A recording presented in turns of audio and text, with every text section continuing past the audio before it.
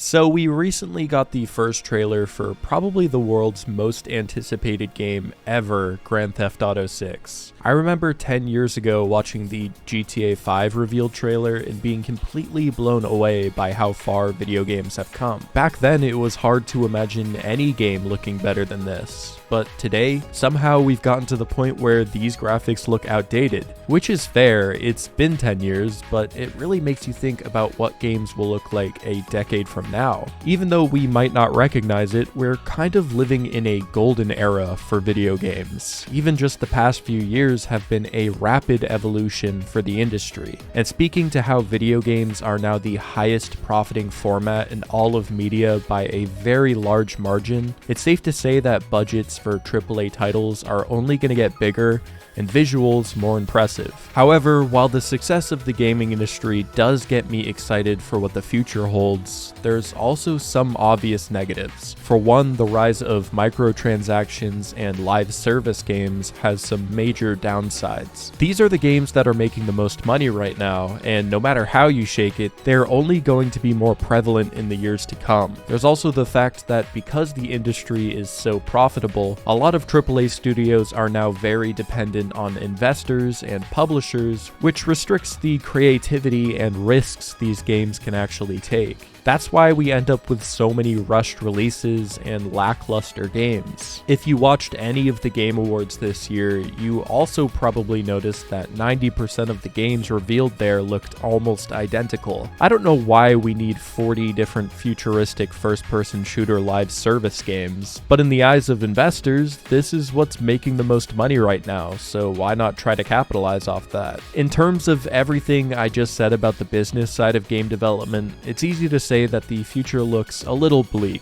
However, I don't like taking the negative perspective on things, especially with something I care so much about like video games. To be honest, I think the fact that people are finally seeing the cracks in the industry is leading us to a breakthrough. I believe that, especially over this past year, a wider range of players have had their eyes opened to some of the lazy cash grabbing tactics that are now so common in the industry. And I honestly think that these practices won't be able to last much longer. But screw all that boring business stuff, that's not why we're here. Today we're talking about what games will look like a decade from now. I'm not going to pretend like I'm some all-seeing gaming prophet or anything, but as someone who has paid very close attention to the trends in the industry, I've got some predictions. Let's start with something fun though. To be honest, I thought virtual reality would be a lot more relevant by now, but it's just not there yet.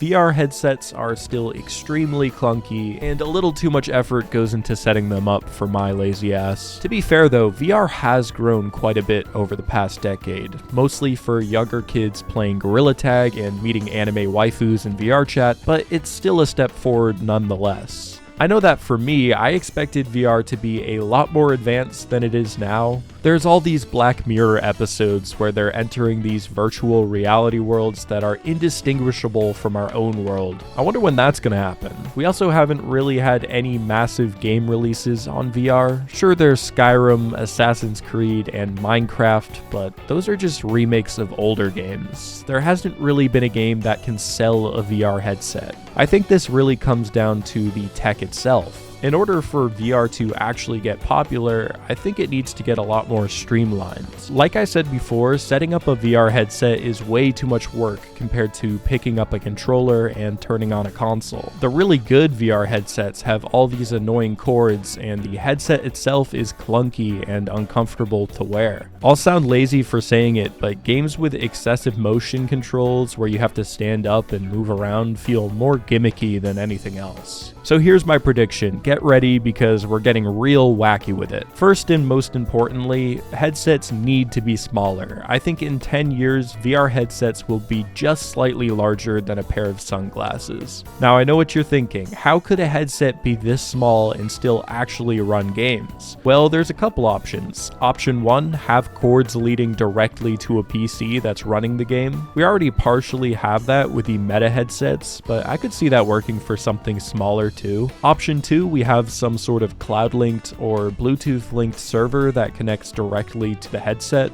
Listen guys, I don't know the first thing about how VR works, but a lot of rich dudes think VR is the future, so it's gotta be possible eventually. I can't see VR ever being an actually relevant way to play games unless the headsets are smaller and easier to pick up and use. Speaking of which, say goodbye to the weird VR controllers because now we're gonna have motion tracking gloves. I've also thought that VR hands were lacking in the immersion department, but now with gloves that actually track your smallest finger movements, it's a thing of the past. I'll say it now, I'm 99% sure this is something we will see in the next 10 years. After we have stuff like this figured out, then more developers would be open to trying out more VR projects, meaning there would be an actual reason to buy a headset. I could even see companies like Meta and Sony commissioning big developers to make these VR games. Honestly though, I think it's only a matter of time before VR is actually a popular way to play games. It's just a matter of making these systems more intuitive to use. Next up, and this is a very big one,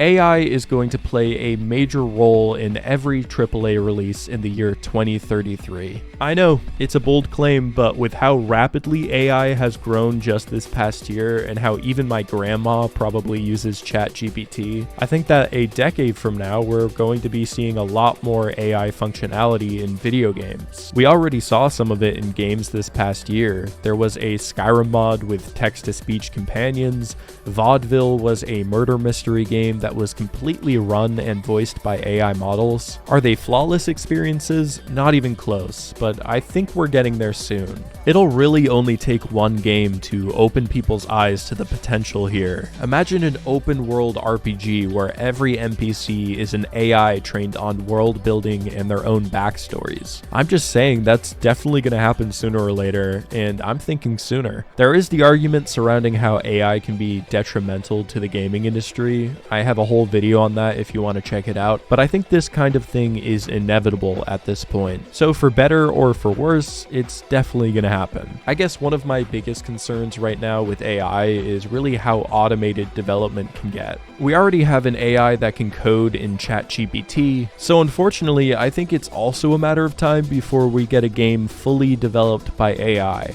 You type in a prompt and boom, you have yourself a game to play. I'm a little more shaky on this being something we see 10 years from now. It is interesting to think about though. With the power of AI and procedural generation, it's possible we will have games with endless amounts of content that is also different experiences for everyone who plays it. I might even be thinking too small. I'm just hoping that some laws get set in place surrounding this kind of thing before it goes too far. But talking about AI kind of scares me a bit. Let's talk about graphics. This is the easiest thing to guess because we've seen how much graphics have evolved for just the past decade. We also already have trailers for games that'll be releasing a few years in the future. Here's my prediction. A decade from now, we will reach the true uncanny valley. Graphics are going to look so detailed and realistic that it'll be hard to separate games from reality. This is another one I'm feeling 90% on because we're already kind of getting there. I just watched the trailer for Inzoi, which is a Sims-like game being developed by Krafton. These character graphics are absolutely ridiculous. It's almost scary. I mean, come on, if the devs who made PUBG are making things like this, imagine what bigger studios are going to be making 10 years from now. It'll be insane, and even though I know we'll say stuff like graphics will never get better than this, like we always have, they definitely will. And for my final prediction, I'm going to get real specific here. Fortnite will become the most successful and long-lasting game ever made by the year 2023. Yeah, I think it'll still be relevant 10 years